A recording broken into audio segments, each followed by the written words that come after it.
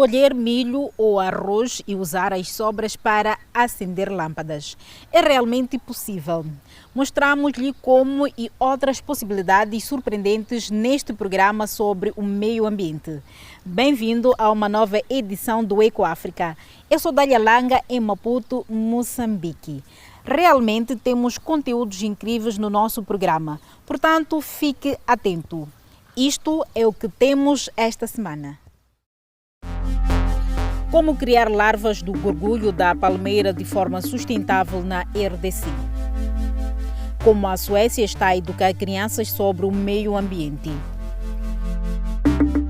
Como uma aplicação no Senegal está a detectar minas ilegais. O Uganda poderia produzir toda a eletricidade que é consumida no país, mas em vez disso vende parte aos países vizinhos.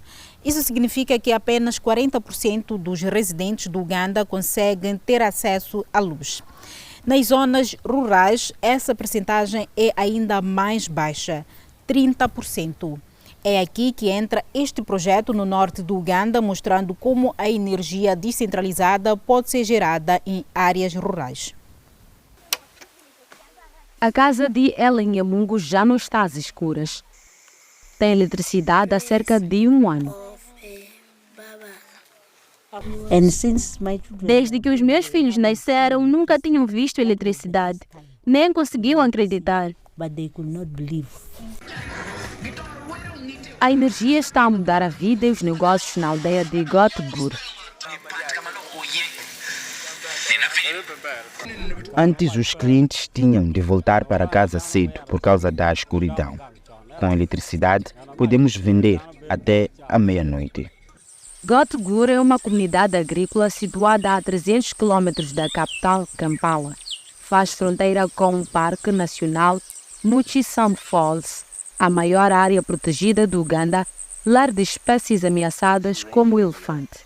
Em 2009, quando o engenheiro aeroespacial Peter Nyeko visitou a aldeia do distrito de Nhoia, viu que era preciso energia limpa. First of all, it was near the national park. Seria interessante fazer alguma coisa para reduzir a pressão da madeira e proteger o parque. Depois, Nhoia tem muita agricultura.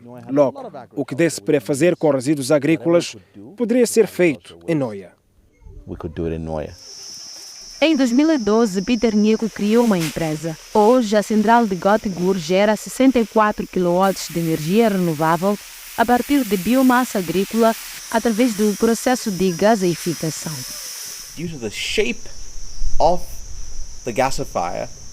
Basta uma faísca para aquecer o material a 1000 graus centígrados. A essa temperatura, as cascas de arroz, frutos secos, café e as espigas de milho são decompostas em metano e hidrogênio. Os gases sobem ao topo e são aspirados para fora e vão alimentar o motor. While those gases are light, they rise to the top. They're sucked out and go to power the engine. A colheita do milho acaba de terminar. Depois de retirados os grãos, as mulheres costumavam deitar as espigas fora. Agora, fornecem-nas a Peter Nyeko, matéria-prima para produzir energia para as suas próprias casas. We take to these mandulis. We sell it to them. Vendemos a manduli e recebemos dinheiro quase 3 vezes, pela venda das espigas e depois pela venda das cascas de arroz. Then we get money in rice husks. A empresa também usa os resíduos da gaseificação. Da separação dos gases da biomassa sólida, restam toneladas de resíduos sólidos, o biocarvão. There are micropores formed in the biochar. Those micropores are perfect. Há microporos formados no biocarvão que são perfeitos para o desenvolvimento de bactérias. No solo, soltam-se nutrientes que automaticamente fertilizam a terra.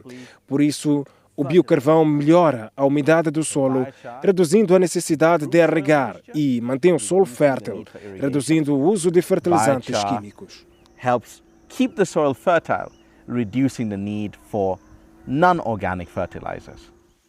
Na época de cultivo, o biocarvão é distribuído gratuitamente a cerca de 1000 agricultores, incluindo Ellen Nyamungu.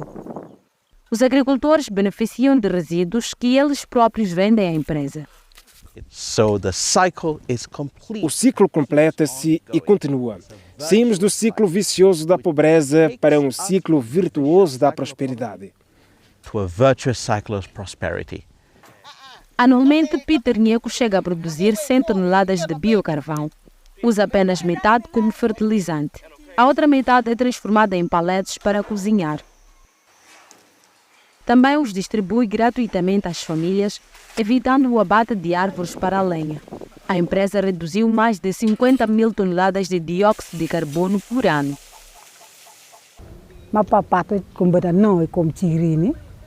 Uso poucos paletes comparando com a grande quantidade de lenha que usava. Mesmo assim, cozinho mais rápido.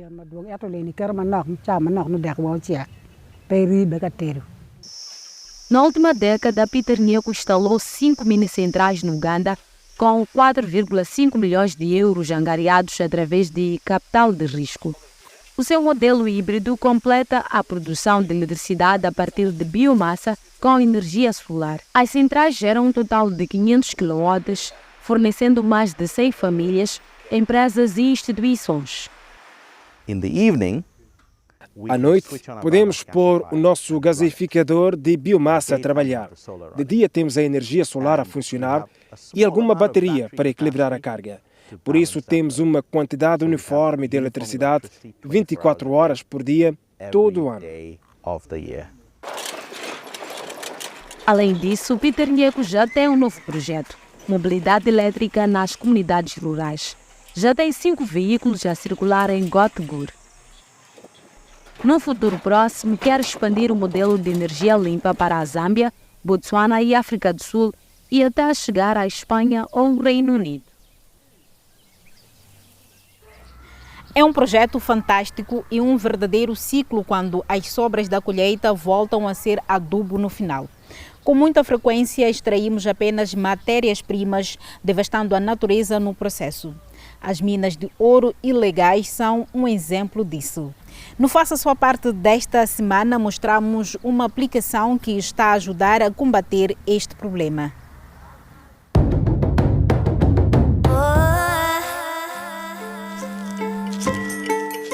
Há cerca de 100 minas de ouro ilegais no sudeste do Senegal. Os habitantes dependem do ouro para sobreviver. Para o extrair, usam químicos como o mercúrio, que em grandes quantidades é tóxico para seres humanos e vida selvagem e polui o meio ambiente. Mas uma geóloga senegalesa desenvolveu um programa informático que pode identificar e localizar operações de extração ilegal. Maranon recolhe imagens de satélite de diferentes regiões e atualiza-as regularmente com fotografias. A área em questão é esta área branca. 8 anos mais tarde, podem ver como esta mina se expandiu. Quando vimos os resultados, reparamos que as imagens de satélite detectavam os locais de vigilância, pelo que sabíamos que podíamos desenvolver software fiável a partir daí. Teve a ideia durante o seu trabalho de doutoramento.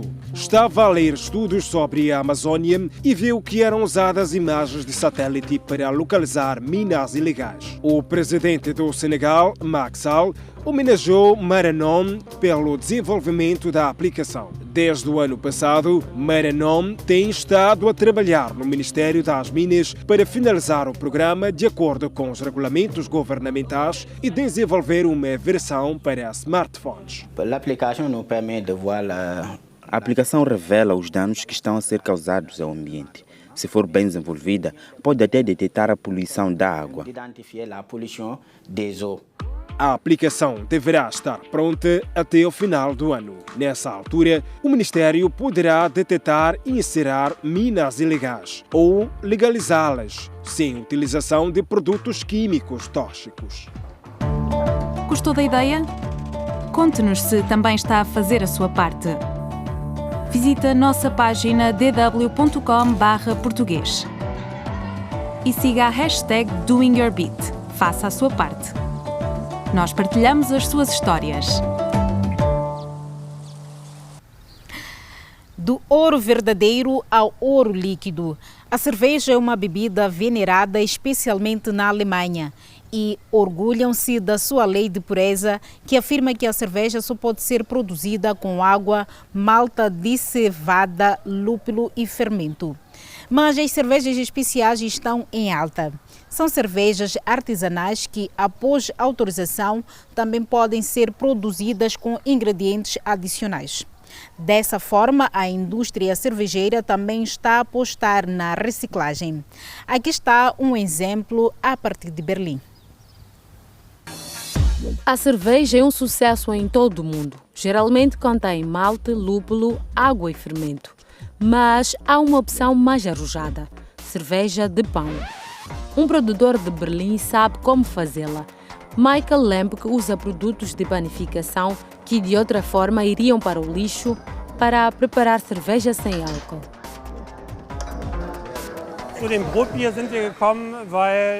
Tivemos a ideia da cerveja de pão porque o desperdício de alimentos e a sustentabilidade são questões muito importantes. E há muito pão que acaba por ser alimento para porcos ou colocado em centrais de biogás. E é uma pena. Decidimos transformar o pão em cerveja e sensibilizar para o tema. As cervejarias que fazem cerveja de pão pretendem reduzir o consumo de recursos e evitar o desperdício. São necessários cerca de 75 quilos de pão para fazer 27 mil garrafas de cerveja de pão. Mas não é qualquer pão que pode ser transformado em cerveja.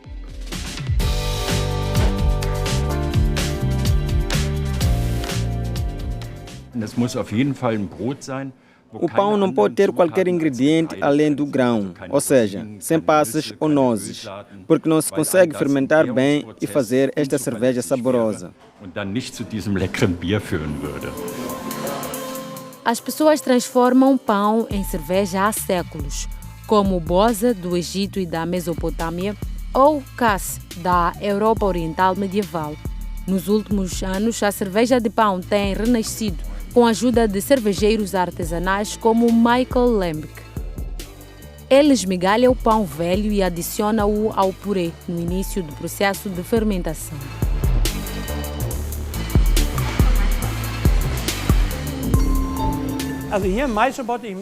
Aqui misturamos a água com a moagem do malte e são ativadas as enzimas que transformam o âmido em açúcar e isso leva cerca de 1 hora. Esta cerveja é especial porque adicionamos 5% de pão à mistura de mosto e em seguida bombeamos o mosto para o tanque de purificação, onde separamos o líquido do sólido. É com este líquido que fazemos a cerveja.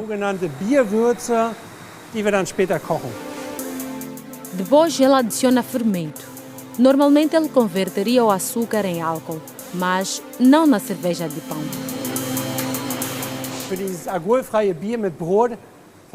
Usamos uma levadura especial que fermenta apenas um tipo de açúcar e o resto do açúcar fica na cerveja, por isso não se gera muito álcool.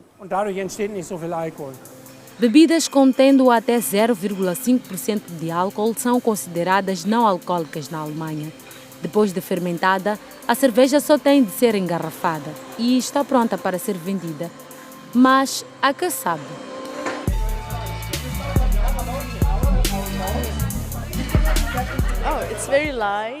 É muito leve e frutada, sem ser muito ácida. Acho que todas as cervejarias deviam trabalhar para a sustentabilidade e minimizar o uso de água, usando embalagens sustentáveis e recicláveis.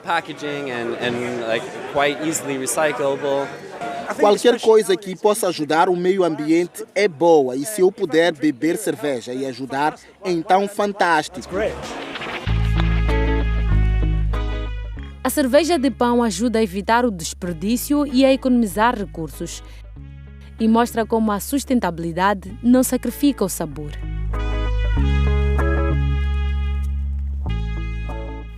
Sabia que os bebês e crianças têm maior capacidade de aprendizagem entre o 1º e 3º anos de vida?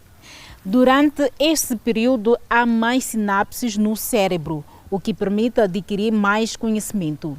E talvez por isso os professores na Suécia estão a ensinar as crianças sobre consciência ambiental desde tenra idade.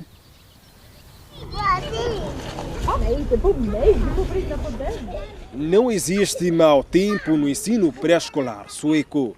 O currículo nacional exige que cada criança passe pelo menos 2 horas ao ar livre. E as crianças descobrem a natureza através da experiência e dos seus 5 sentidos.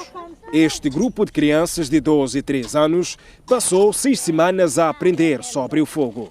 Perceberam como se acende uma fogueira, pintaram com carvão de madeira queimada e viram filmes sobre o tema. É uma experiência prática e imersiva. Det blir en pyramid. It's easier to see how a fire works and how to light a fire. É mais fácil ver como se acende uma fogueira e falar sobre o que é preciso para acender, do calor, dos materiais, do oxigênio. Queremos que eles saibam disso desde cedo, porque acreditamos que quando estiverem na escola e tiverem aulas, vão lembrar-se destas informações. Hopefully when they're in school and they have other classes, then we'll remember. Uma relação duradoura com a natureza, nascida da curiosidade, aventura e diversão. De onde vem a lenha para acender fogueiras e cozinhar e o que acontece à floresta. Podes fazer pão, bolo ou queques. Hoje estão a fazer panquecas e, como em todas as refeições, há uma lição.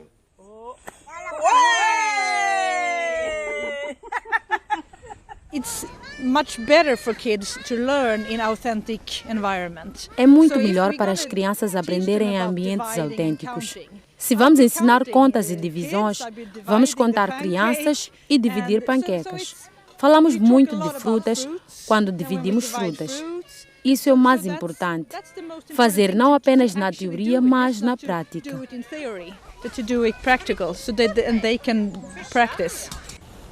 As primeiras escolas ao ar livre na Suécia surgiram em 1985. Hoje existem 200. Quase 70% da Suécia é ocupada por florestas. E, à medida que a preocupação com as alterações climáticas e questões ambientais cresce, mais e mais famílias optam por escolas da floresta. Nesta escola, perto de Estocolmo, há 300 crianças em lista de espera. Os educadores acreditam que estar ao ar livre também favorece o ensino. O nível de cortisol diminui, o nível de serotonina aumenta.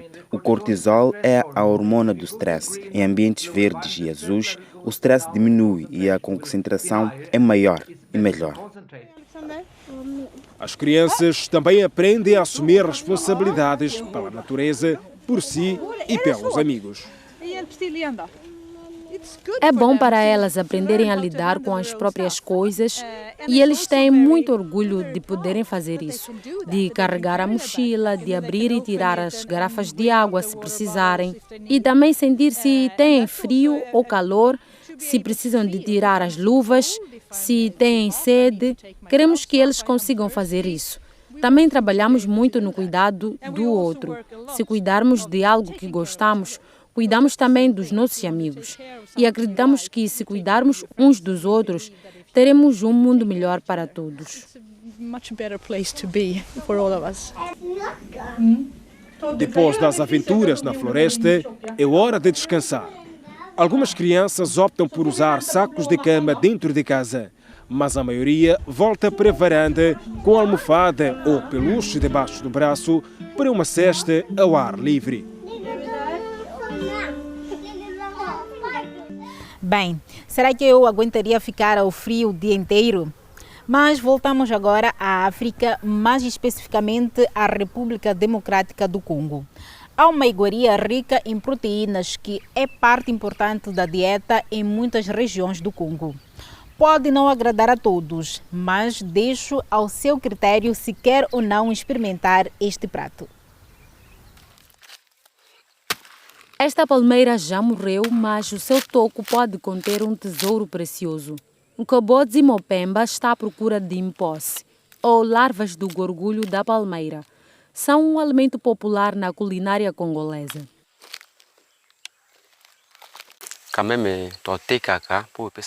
Vendemos algumas larvas, mas também as comemos, porque são ricas em nutrientes e proteínas. Até as crianças gostam. O nosso bebê vai comer um posse quando eu chegar à casa.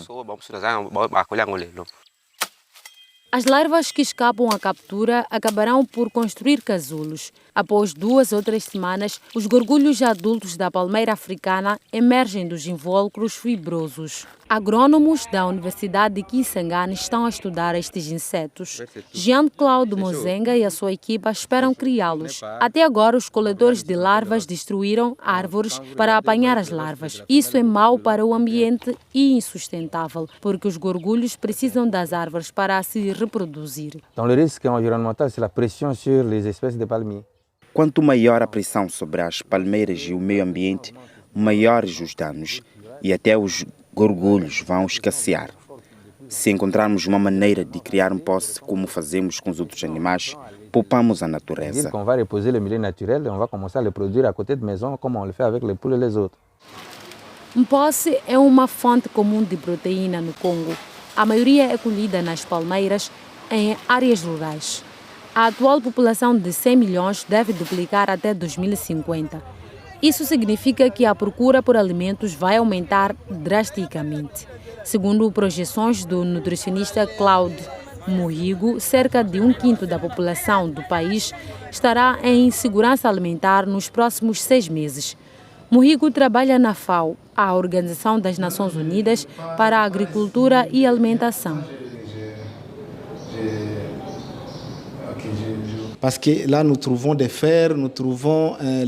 As larvas contêm ferro, zinco e até magnésio. Podem cobrir 75% das necessidades nutricionais diárias de uma pessoa. Podem tornar-se uma alternativa para a população, especificamente os mais vulneráveis, como crianças menores de 5 anos.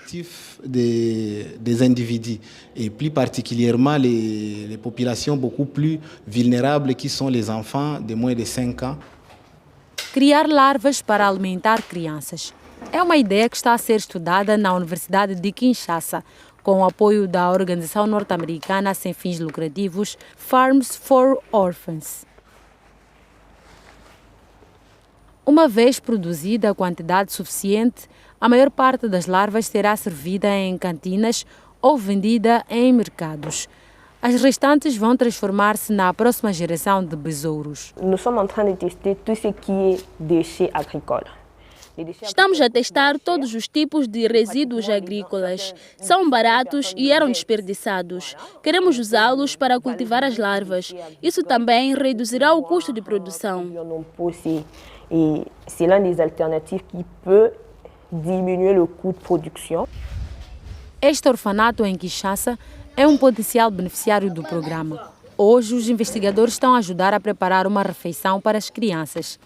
Não é fácil dar uma alimentação equilibrada aos mais novos. Além do feijão, a maior parte dos alimentos ricos em proteínas é importada e de baixa qualidade.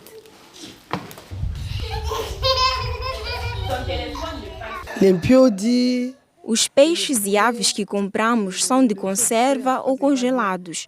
Não é tão saudável. Mas não há mais nada. A vida é difícil, há pouco dinheiro. Se as larvas forem mais acessíveis, podemos servi-las às crianças e a nós adultos também. Depois das larvas serem lavadas, são abertas, para que não inchem ao ser cozinhadas. Uma das receitas mais tradicionais leva cebola, colorau e outros vegetais locais. E é servida com fufu feito de milho de mandioca. Por favor, traga mais para eu comer com os meus amigos. A ONG Farms for Orphans quer estabelecer cooperativas de mulheres com o objetivo de criar larvas. Isso tornaria a proteína mais disponível e acessível. Vou pensar se como estas larvas. Chegamos ao fim de mais uma edição do Eco África. Eu sou a Dália Langa, a partir de Maputo, Moçambique. Não se esqueça, pode manter-se em contato conosco através das redes sociais.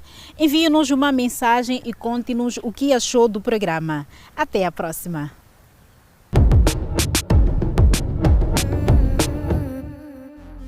Na próxima semana no Ecoáfrica, conheça a comunidade no Ghana que cuida de um habitat para crocodilos sagrados. E como um protótipo para tratamento de água visa reduzir a escassez de água potável na África do Sul. E também a central de dessalinização na Somália, que leva água a residências locais. Não perca!